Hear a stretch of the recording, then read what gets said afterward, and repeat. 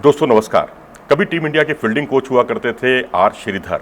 उन्होंने अपनी पुस्तक, अपनी किताब लिखी है जो काफ़ी चर्चा में भी रही और वो उसका नाम था कोचिंग बियॉन्ड। जी हाँ, उन्होंने कोचिंग बियॉन्ड में एक बहुत ही मज़ेदार किस्सा लिखा है।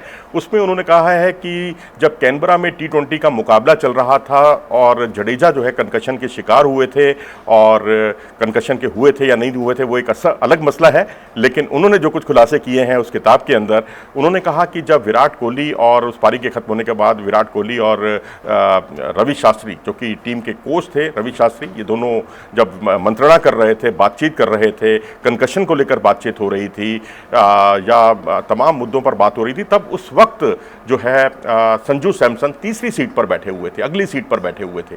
संजू सैमसन ने इन दोनों को राय दी कि गेंद बेशक उनके सिर पर नहीं लगी है, लेकिन इस वक्त बेहतर यही होगा कि हमें कंकशन का इस्तेमाल करना चाहिए और यजुवेंद्र चहल को उनकी जगह पर कंकशन के लिए उतारना चाहिए। संजू सैमसन का ये सुझाव था, ओरिजिनल उन्हीं का सुझाव था, और ये बात रवि शास्त्री को बहुत जमी और उन्होंने डेविड बून जो कि मैच रेफरी थे उनसे इस बारे में बात की और वो उसके लिए तैयार हो गए। और आपको याद होगा उस मैच में जो यजुवेंद्र चहल थे निर्णायक साबित हुए, शानदार गेंदबाजी से वो मैन ऑफ द मैच बने और भारत वो मुकाबला जीतने में कामयाब रहा। इसे कहते हैं दूरदर्शिता। संजू सैमसन की यही दूरदर्शिता उन्हें बाकी अन्य खिलाड़ियों से बिल्कुल अलग साबित करती है। और यहाँ पर क्योंकि अब ये मुकाबला IPL के मैच की अगर हम इसी संदर्भ में देखें तो दिल्ली कैपिटल्स के खिलाफ मुकाबला चल रहा था राजस्थान रॉयल्स का, और उसमें उन्होंने लॉन्ग ऑन पर एक छक्का लगाने की कोशिश की थी मुकेश कुमार पर, और वहां पर शाई होप गेंद को लपकने के लिए गए और गेंद को लपक भी लिया उन्होंने।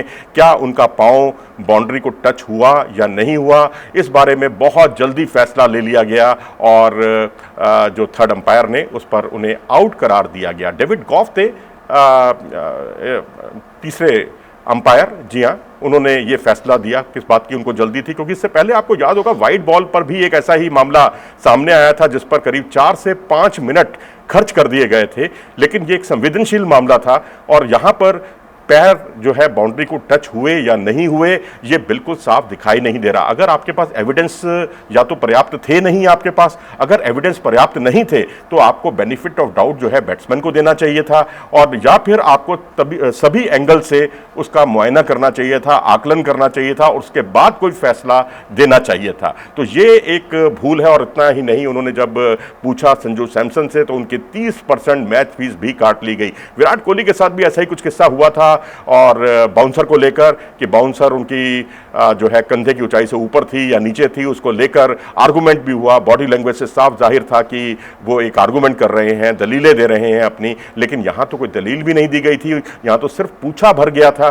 क्या पूछना ही अपराध है? अगर मैच फीस का 30% हिस्सा आप काटते हैं तो क्या जो मैच रेफरी है या अंपायर है, तो क्या उनको तीसरे 2 या 3 गलत डिसीजन पर उनके पैसे नहीं काटे जाने चाहिए?